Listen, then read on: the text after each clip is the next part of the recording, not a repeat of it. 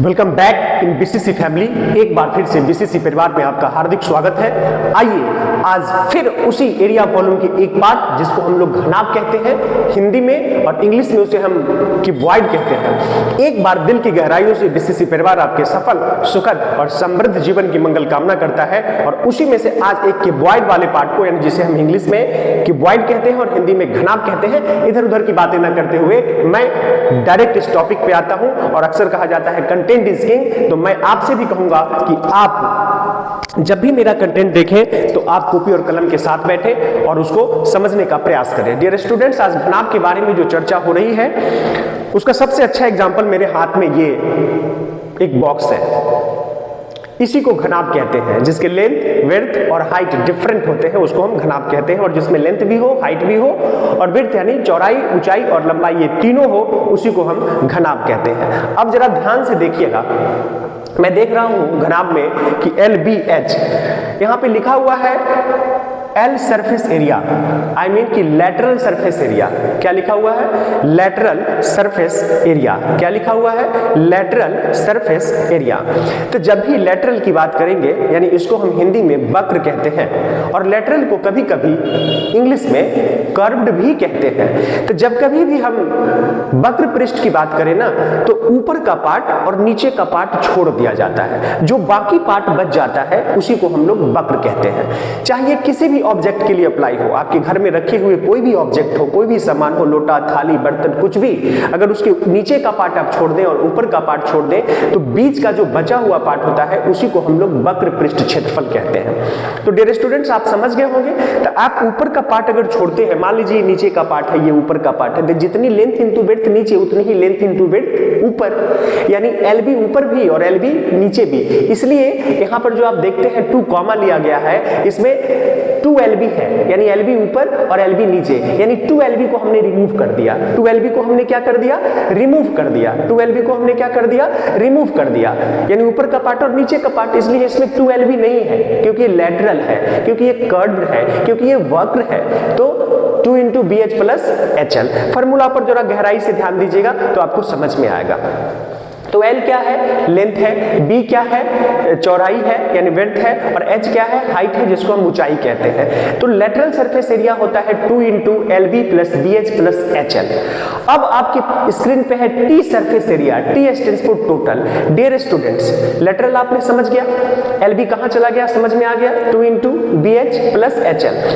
Total surface area की अगर आप बात करते हैं, टोटल सरफेस एरिया की अगर आप बात करते हैं, तो दिमाग में हमेशा इस्तेमाल करिएगा कि वक्र वाले में हम क्या करेंगे, जो आपने छोड़ा था कर्व सरफेस, यानी कर्व सरफेस में, लेटरल सरफेस में आपने क्या छोड़ा था?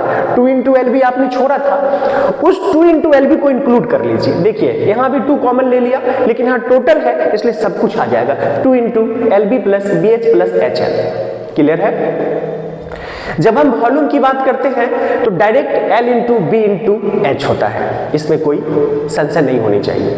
एक है डायगोनल, जिसको हम इंग्लिश में डायगोनल कहते हैं, डायगोनल ऑफ क्यूबॉइड। मैंने इसमें कहीं क्यूबॉइड लिखा नहीं है, क्योंकि आपके स्क्रीन पे मैंने क्लियर कर दिया है कि इसको हम क्यूबॉइड कहते हैं। तो जब हम डायगोनल की बात करते हैं तो इसमें है विकर्ण। विकर्ण = √L² + B² + H²। विकर्ण = √L² + B² + H²।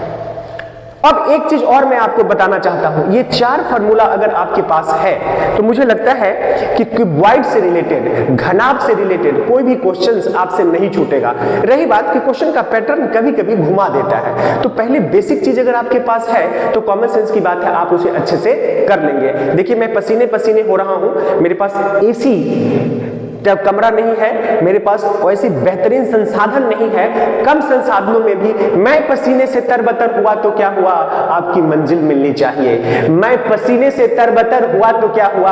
आपको आपकी मंजिल मिलनी चाहिए, क्योंकि मैं दिल की गहराई से कहता हूं। और ऑफलाइन में भी मेरे जो देवी बच्चे बीसीसी परिवार से जुड़ते हैं, उनमें 80% बच्चों का रिजल्ट फाइनल हो जाता है, क्योंकि मैं काफी मेहनत करता हूं उन बच्चों के लिए। आप ही मेरे लिए संजीवनी है, आप ही मेरे लिए सब कुछ है। आप आप ही मेरे लिए एनर्जी हैं, आप मेरे लिए सब कुछ है, क्योंकि मैं आप बच्चों को बेपनाह मोहब्बत करता हूं, बेपनाह प्यार करता हूं और सींचने की कोशिश करता हूं ताकि आप अपनी मंजिल तक पहुंच जाए। तो मेरे पसीने पे मत जाइए, आप कॉपी और कलम को लेकर बैठेंगे, कंटेंट पे जाइए।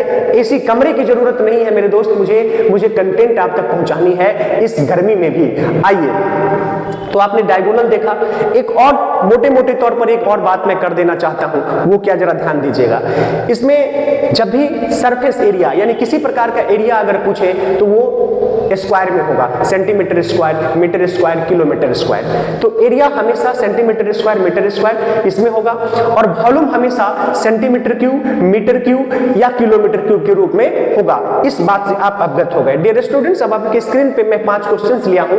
मेरा मकसद 5 क्वेश्चंस बताना नहीं है, मेरा मकसद 5 क्वेश्चंस के जरिए 500 क्वेश्चंस आपसे सॉल्व करवाने की काबिलियत आप में डेवलप करनी है। तो आइए जरा ध्यान देते हैं। मैं अगर आपसे कहूं कि एक घनाभ 30 सेंटीमीटर लंबा, 24 सेंटीमीटर चौड़ा और 18 सेंटीमीटर ऊंचा है, तो विकर्ण क्या होगा?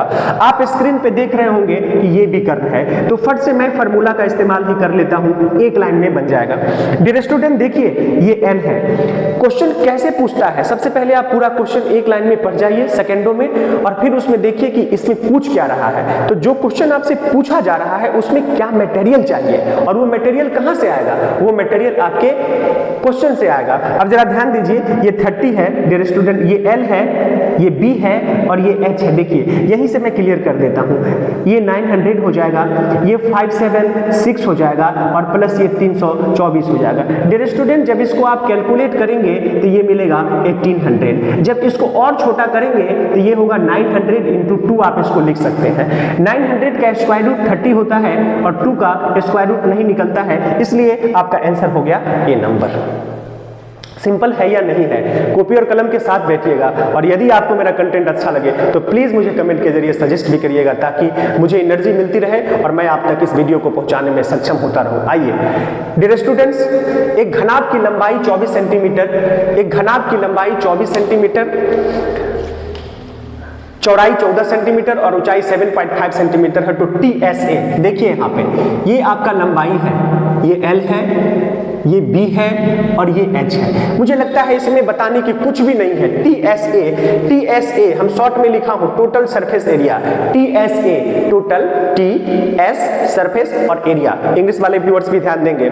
तो टोटल सरफेस एरिया का मतलब होता है संपूर्ण पृष्ठ क्षेत्रफल। टोटल सरफेस एरिया का मतलब होता है संपूर्ण पृष्ठ क्षेत्रफल, और संपूर्ण पृष्ठ क्षेत्रफल का फार्मूला होता है, संपूर्ण पृष्ठ क्षेत्रफल का फार्मूला होता है 2 इंटू LB प्लस BH और प्लस HL। मुझे लगता है इसमें अब मुझे सॉल्यूशन करने की जरूरत नहीं है। आप फास्ट तरीके से L आपके पास है, B आपके पास और H आपके पास है, LB, BH और HL को अरेंज कर लें और उसका आंसर आप निकाल दें। और जब भी निकालें तो इसका आंसर सेंटीमीटर स्क्वायर में होगा, क्योंकि एरिया की बातें हो रही है।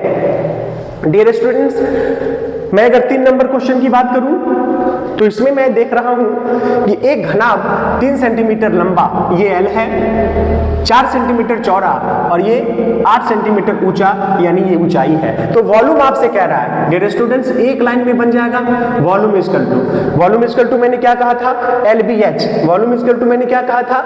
LBH। अब एक साथ L into B into H।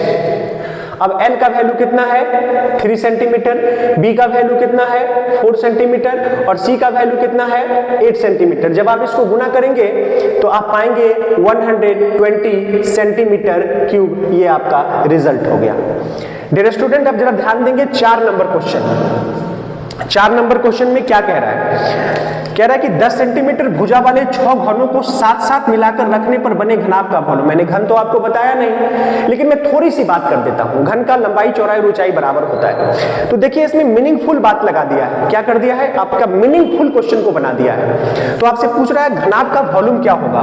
Volume तो घनाभ का ही निकालना है, L into B into H। Dear students, ये 10 सेंटीमीटर भुजा वाले 6 घनों को, तो घनाभ का लंबाई, चौड़ाई, ऊंचाई बराबर होता है। तो 6 घन को अगर करेंगे तो 1 2 3 4 5 6, इस तरह से 6 ऑब्जेक्ट, यानी घनाकार ऑब्जेक्ट को, घनाकार सामान को 6 जगह सटा के रखने पर क्या होगा, 6 घन को आप एक साथ सटाकर अगर आप रखेंगे तो इसमें क्या होगा, 10 सेंटीमीटर भुजा वाले 6 घनों को 10 सेंटीमीटर भुजा वाले 6 घनों को साथ साथ मिलाकर रखने पर बने घनाभ का वॉल्यूम आपसे पूछ रहा है।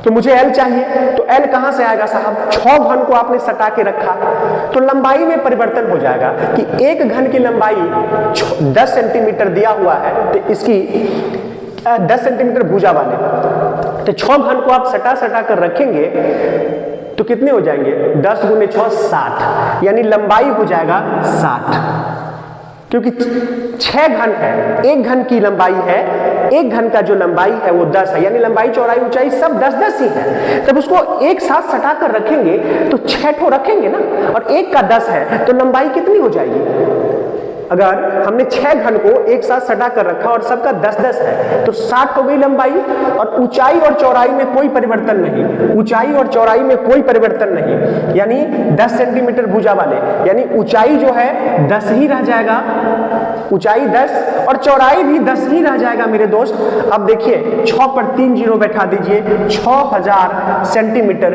क्यूब आपका आंसर हो गया। कितना सिंपल।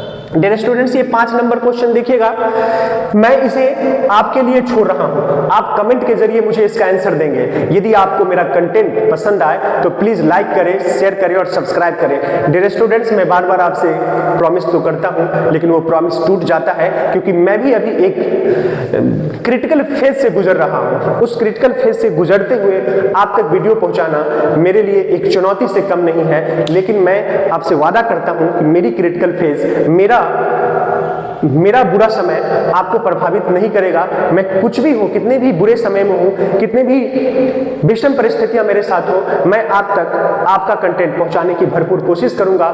यदि आपको मेरा कंटेंट पसंद आए तो प्लीज लाइक कर दें, शेयर कर दें और सब्सक्राइब कर दें, और इसी जोश और जुनून के साथ बीसीसी परिवार के साथ जुड़ते रहिए। मैं मिलता हूं नेक्स्ट वीडियो में इसी जोश और जुनून के साथ। That's all.